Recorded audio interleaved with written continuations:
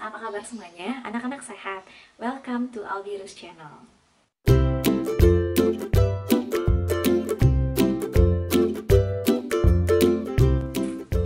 Nah, biasanya setelah melahirkan, seorang ibu akan merasakan bahagia sekali karena anak yang sudah dinanti-nantikannya dari lama akhirnya terlahir ke dunia. Akhirnya si kebahagiaan itu datang. Tapi Mamis pernah dengar nggak bahwa ternyata ada ibu-ibu yang justru sedih, tidak bahagia, bahkan stres akan setelah melahirkan gitu. Penasaran kenapa? Tonton terus videonya sampai akhir ya, Mam. Nah, sesuai dengan judulnya, kali ini kita akan membahas tentang postpartum depression atau mungkin yang familiar kita kenal dengan baby blues. Tapi sebelumnya nih, Mam, saya mau kasih tahu lagi bahwa saya ini bukan bidan, bukan expert, bukan dokter, dan juga bukan psikiatris yang memang benar-benar expert dalam hal ini. Nah, saya cuma ibu biasa yang ingin sharing kepada Mami semua, dan referensinya atau jurnal-jurnal yang saya baca, linknya nanti akan saya taruh di description di bawah. Jadi kalau Mami ingin baca lebih lanjut, monggo. Postpartum depression ini terbagi atas 3 mams. Yang pertama adalah postpartum blues atau yang biasanya kita kenal dengan baby blues. Nah, baby blues ini adalah depresi ringan yang dialami oleh ibu setelah melahirkan. Nah, biasanya menimpa 50% sampai dengan 75% ibu setelah melahirkan, dan biasanya terjadi antara 4 sampai 6 hari atau 3 sampai dengan 5 hari pasca melahirkan. Nah, kondisi yang muncul biasanya berupa si ibu terus-terusan menangis tanpa alasan atau tanpa penyebab yang jelas. Kemudian adanya kecemasan, murung, panik, bahkan muncul gejala depresi atau simptom ringan dari depresi seperti adanya mood swing, kemudian gangguan tidur, gangguan makan, dan gangguan konsentrasi. Nah, meskipun pengalaman ini tidak menyenangkan, Mams, tapi biasanya kondisi ini akan kembali normal setelah 2 minggu walaupun tanpa penanganan yang tanpa penanganan khusus.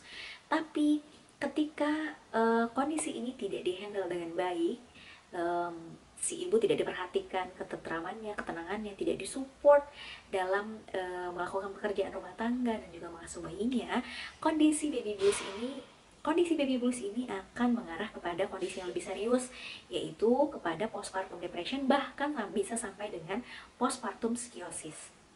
Nah, kita lihat aja nih yang kedua. Apa sih itu postpartum depression atau depresi pasca melahirkan? Nah, ini adalah kondisi yang lebih serius daripada si baby blues. Jadi, ketika kondisi si baby blues tadi itu tidak selesai sampai dengan 2 minggu gitu, tidak kembali normal dalam 2 minggu, kemungkinan si ibu mengalami depresi pasca melahirkan ini atau postpartum depression ini. Nah, ibu yang mengalami postpartum depression ini biasanya atmosfer kesedihannya itu lebih intens, kemudian muncul keinginan si ibu bisa jadi sampai dengan bunuh diri atau bahkan melukai atau membunuh anaknya. Nah, gejalanya ini atau serangannya ini bisa datangnya itu mendadak atau bisa juga secara bertahap gitu. Nah, biasanya ibu akan menolak nih untuk mengurus anaknya, nggak mau menyusui anaknya, nggak mau ngurus anaknya, menarik diri dari lingkungan. Kemudian jika tidak tertangani serius, yaitu sampai tadi dengan kondisi si ibu ya bisa bunuh anaknya gitu. Tapi biasanya hal ini atau postpartum depression ini akan mempengaruhi tentu saja kondisi emosional si ibu dengan si anak ya, karena ibunya kan nggak mau ngurus anaknya. Kemudian juga berpengaruh kepada kondisi anaknya, akan kekurangan bonding ya dari awal dengan ibunya. Kita lanjut, yang ketiga adalah postpartum psikosis. Nah, ini adalah kondisi yang paling parah, paling berat di antara semuanya. Ketika kondisi ini terjadi, sesegera mungkin kita harus segera membutuhkan penanganan dari yang profesional. Harus dibawa segera ke dokter, harus dibawa ke rumah sakit, dan harus ditangani dengan serius. Nah, biasanya dokter akan memberikan terapi-terapi yang biasa dilakukan, ya memang yang hanya bisa dilakukan oleh dokter atau tenaga ahlinya ya, Mams. Kondisi psikosis ini atau postpartum psikosis ini bisa terjadinya itu beberapa hari setelah melahirkan, beberapa minggu, bahkan bisa beberapa bulan setelah melahirkan gitu. Jadi biasanya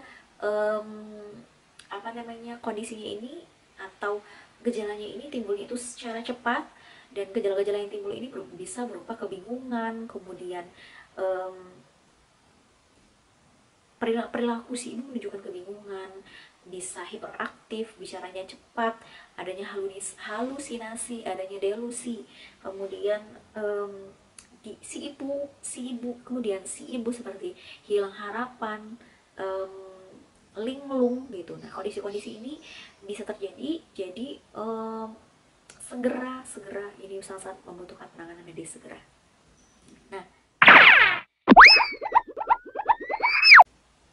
Nah, kenapa sih postpartum depression ini bisa muncul? Apa sih yang menyebabkannya gitu? Jadi ada 4 hal yang menyebabkannya. Yang pertama adalah kondisi hormonal. Ini adalah penyebab utamanya. Jadi pasca melahirkan itu hormon seorang ibu tuh berubah secara drastis. Produksi produksi hormon estrogen dan progesteron itu menurun tajam hingga sampai dengan 72 jam setelah melahirkan gitu. Hal inilah yang menyebabkan adanya perubahan emosi pada si ibu. Kemudian yang kedua adalah faktor psikologis dari si ibu itu sendiri. Yang pertama, yang faktor psikologis itu misalnya rasa tidak siap, rasa tidak berdaya, rasa nggak mampu gitu, pengetahuan yang kurang pengetahuan yang kurang nih gimana sih cara mengurus bayi. Nah, yang ketiga adalah faktor sosial. Ini kalau menurut saya juga berperan sangat besar ya. Banyaknya judgement bahkan dari orang-orang terdekat lah, ibu, mertua, kemudian warga sendiri, adik kakak ipar, bahkan suami sendiri, itu juga bisa menyebabkan postpartum depression ini terjadi pada si ibu. Jadi, ih gimana sih ini ya gitu, kamu makannya kurang ya, misalnya anaknya diare dikit, kamu kamu makannya salah ya, atau anaknya nangis terus, kamu gimana sih gitu. Pokoknya kondisi-kondisi di luar sana yang menyalahkan si ibu gitu, kayak lo ini gak becus deh jadi ibu, kamu kenapa sih kayak gitu, anaknya nangis terus, bla bla bla bla. Hal itu gitu, kamu sih makan pedas, hal itu tuh yang bisa menyebabkan depresi pada si ibu. Nah, faktor terakhir yaitu faktor lain dari semuanya, misalnya berupa pernah mengalami ya keguguran atau aborsi, pernah waktu kecil mengalami kekerasan, ya secara fisik maupun secara ya pernah mengalami kekerasan di waktu kecil, kemudian kurang tidur, kurang nutrisi, hal-hal lain dari itu yang bisa menyebabkan juga kondisi-kondisi baby blues dan postpartum depression ini bisa terjadi. Terus gimana sih caranya supaya postpartum depression ini tertangani dengan baik? Yang pertama adalah intinya relaksasi bagi si ibu, me time. Ya mungkin ibu-ibu sering dengar tuh me time. Ya sesimpel massage atau perawatan lah di salon yang biasanya kita datengin untuk perawatan diri gitu. Atau me time-nya bisa dengan nonton, bisa dengan ya baca buku, pokoknya apapun yang membuat mamis merasa rileks. Jadi ya bisa diberikan waktu lah kepada si ibu untuk me time gitu, mau nyalon lah dia atau apa, jadi bisa bergantian nih sama ayah atau sama si anak, bisa dititipin lah ke orang tua beberapa waktu, sejam 2 jam, agar si ibu ini punya me time gitu. Terus relaksasinya bisa dengan yang melakukan hobinya, sekedar jalan-jalan ke taman atau sekedar menghirup udara segar di luar, itu benar-benar sangat merilekskan si ibu. Nah, yang kedua juga yang paling penting adalah komunikasi, terutama antara ayah dan ibu ya, antara suami istri, karena kondisi ini benar-benar harus dipahami oleh pasangan kita gitu. Kalau pengalamanku nih Mams, jujur karena pernah juga aku mengalami, mungkin kalau menurutku sendiri ini hanyalah baby blues ya, alhamdulillahnya mengalami baby blues aja, nggak sampai ke tahap yang lebih parah lagi. Waktu itu aku merasakan gak berdaya, merasakan pokoknya 24 jam itu hanya mengurusi ASI saja, 24 jam itu hanya mengurusi kepentingan si anak saja. Jadi kayak nggak berdaya, pengen relax, pengen keluar istirahat, pengen berhenti sebentar gitu, pengen push the pause button, tapi waktu itu rasanya tuh nggak bisa, benar-benar emang fokus semuanya ke anak. Itu menyebabkan saya itu tiba-tiba menangis tanpa sebab, yang kayak merasa nggak berdaya banget lah gitu. Tapi waktu itu untungnya saya dan suami cukup punya bekal nih akan kemungkinan serangan ini terjadi gitu, serangan baby blues ini terjadi. Jadi sebelum sebelum ketika hamil lah, pas hamil saya langsung baca-baca beberapa sumber tentang kemungkinan terjadinya baby blues, postpartum depression ini.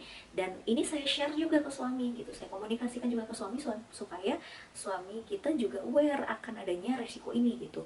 Nah untungnya pada saat saya mengalami kondisi seperti itu, yang rasanya waktu itu saya malu untuk cerita ke ibu gitu, karena mungkin ya kalau kita ngomong sama ibu kita sendiri atau ke orang yang lebih tua gitu, mereka bilangnya saya ini anaknya 10 gitu. Gak masalah tuh, kayak gitu aja, kamu kayaknya kurang zikir deh, kurang doa deh. Bisa jadi kan hal itu disampaikan oleh orang yang bahkan mungkin ibu kita gitu, karena mungkin dia merasa lebih pengalaman, anaknya lebih banyak, sementara kita anaknya baru satu. Nah tapi waktu itu saya benar-benar komunikasikan kepada suami saya bahwa nih aku rasanya kayak gini. Terus dia mendengarkan semua cerita saya sambil saya berurai air mata itu.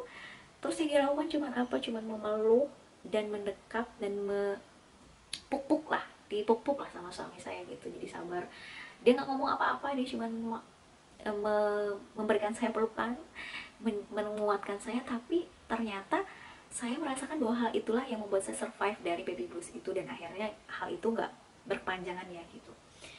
Terus mungkin bisa juga sosial media, detox sosial media, karena dengan melihat sosial media justru akan membuat kita lebih depresi gitu. Kalau saya, yang saya rasakan waktu itu, ngelihat teman saya yang punya satu anak aja, dia tetap bisa masih ngumpul sama teman-temannya. Jadi tinggal dia bawa stroller, nyetir sendiri ke mall, ngumpul tuh kongko sama teman-temannya. Sementara saya nggak mampu melakukan itu, karena rasanya itu nggak sanggup gitu, karena punya anak kembar, langsung ibu pertama langsung punya, baru jadi ibu langsung punya anak kembar, kayak langsung lumpuh gitu.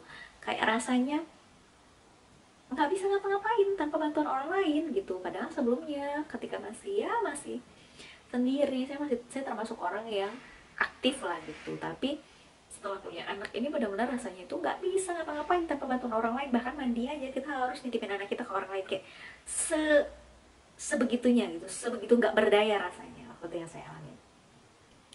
Nah yang ketiga mungkin yang bisa dibantu adalah dengan menciptakan suasana yang menyenangkan, dengan adanya bantuan dari orang lain. Misalnya kalau memang butuh ART ya memang harus di hire ART. Walaupun ini misalnya ibu rumah tangga butuh rasanya bantuan dari orang lain untuk mengerjakan pekerjaan yang lain, it's okay gitu, mending lakukan seperti itu, karena kewarasan kita sebagai ibu itu kayaknya lebih penting daripada kerapian rumah mungkin. Tapi kalaupun memang kebersihan rumah dan kerapian rumah itu perlu, ya monggo hire aja orang lain, supaya beban-beban kita terhadap hal-hal lain yang rasanya di luar dari peran baru kita itu sudah dibantu oleh orang lain, dan itu pasti sangat membantu sekali. Kemudian yang keempat, yang terakhir, dan ini adalah catatan ya, memang harus banget. Kalau misalnya kita nggak bisa tenang, nggak bisa merasa rileks, nggak bisa merasa kembali normal nih setelah beberapa saat kita mengalami yang namanya gangguan depresi itu, monggo harus segera langsung ke dokter aja. Udah nggak usah pakai tapi-tapi lagi, ke dokter, ke psikiater yang memang benar-benar ahli, yang bisa melakukan terapi ke kita, supaya kondisi ini nggak berlangsung lebih buruk lagi, menyebabkan dia keretakan atau keretakan rumah tangga, ketidakharmonisan hubungan suami istri, dan juga kondisi perkembangan mental si anak kita sendiri gitu. Itu aja sih yang ingin saya share hari ini. Mungkin cukup panjang ya Mams, ya karena mungkin saya juga pernah mengalami sebelumnya juga gitu. Jadi buat kita yang sudah melewati itu, didukung aja yuk teman-temannya. Kalau misalnya ada nih yang baru melahirkan, didukung aja temennya, dipahami kondisi ini, bahwa hal ini, mental illness ini bukan hal yang main-main. Komunikasikan pada suaminya bahwa risiko ini mungkin terjadi, dan juga ya mungkin bangunlah vibe yang positif di rumah. Segitu aja video kali ini, mudah-mudahan ada poin positif yang bisa kita pelajari bersama, yang bisa kita ambil hikmahnya bersama di sini. Semoga mami semua sehat-sehat dan anaknya juga sehat ya Mams. Terima kasih sudah menonton sampai dengan akhir, saya sangat mengapresiasi. Dan akhir kata, dah.